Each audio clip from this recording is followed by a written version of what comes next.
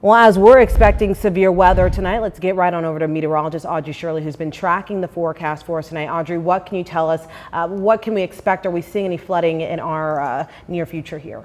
Well, we do have some chances for some flash flooding within our viewing area. Now, luckily, we're not going to be seeing effects as catastrophic as what we've been seeing within northwestern Tennessee, but we are still having those same chances of some potential flooding. So we're going to be keeping an eye out on everything as we head into the overnight hours when we do have chances for strong to severe thunderstorms. And then following those storms, we do actually have some cooler temperatures ahead of us. I know today overall was a hot day overall. Now, we do have aerial flood watches already within portions of Georgia and also within portions of western Tennessee, and even a tornado watch already issued for Van Buren County, but that does expire at about 10 p.m. Eastern time, 9 p.m.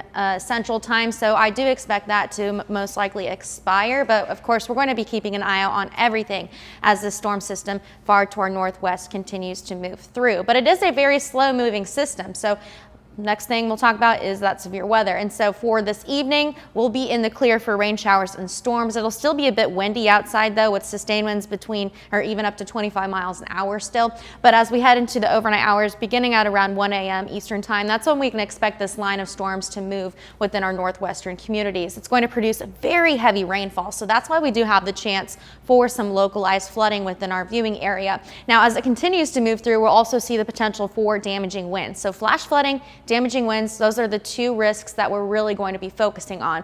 Even if you have a late night or early morning commute, it's going to be very essential to use extra caution. And I would suggest, honestly, only driving if you absolutely have to, because it will be a bit more hazardous.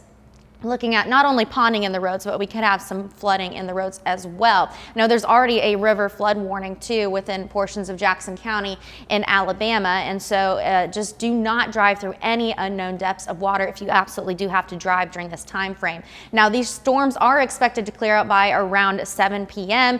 and then following that, we'll just have some chances for some additional pop-up rain showers following that. But the severe threat is expected to end by 7 p.m. Eastern time on Sunday evening. As we head into Monday, again, we'll just have some chances for some showers remaining, and then there'll be a bit of a break and then some more chances for showers Monday evening. But we do have anywhere between a marginal to even a slight risk. This is actually starting for the overnight hours tonight, and then headed into the morning time, this is expected to shift. So this slight risk is going to continue to shift across the Tennessee Valley. So that's why it's essential that we're just going to keep an eye out on everything as we head into the morning hours and even throughout portions of the afternoon.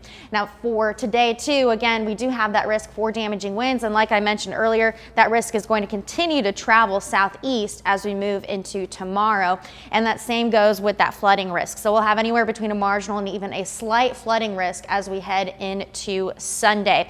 So again, do not drive through any unknown depths of water and try to refrain from driving if absolutely possible. We're expecting anywhere between 2 to 3 inches of rainfall, with some even some more rain within some localized areas, depending on how strong these storms continue as we head into this evening and through tomorrow morning and that afternoon hours.